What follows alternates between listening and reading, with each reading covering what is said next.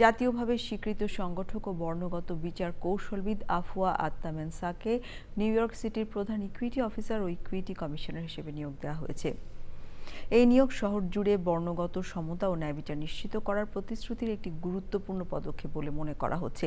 New York ও আন্তর্জাতিক পর্যায়ে কাজের অভিজ্ঞতায় জাতিগত ন্যায়বিচার, ন্যায্য আবাসন এবং শ্রমজীবী মানুষের সামাজিক ও অর্থনৈতিক ক্ষমতায়নের জন্য গুরুত্বপূর্ণ ভূমিকা রেখেছেন আফওয়া। অনুষ্ঠানে মেয়র জোহরান মামদানি বলেন, প্রথম ১০০ দিনের মধ্যে শহরব্যাপী বর্ণগত সমতা পরিকল্পনা বাস্তবায়নের প্রতিশ্রুতির অংশ হিসেবে এই নিয়োগ সমতা ও বর্ণগত ন্যায়বিচারকে অগ্রাধিকার দেবে। এই দায়িত্ব পেয়ে আফওয়া আত্তা মেনসা সম্মানিত বলে উল্লেখ করেন।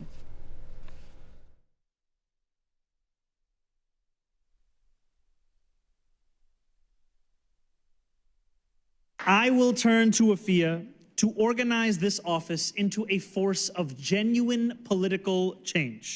And I want to thank Commissioner Sadaya Sherman and her team for their work in building this office to where it is today. There are many New Yorkers still awaiting the racial equity plan that was promised to them and the incredibly important information that it would contain.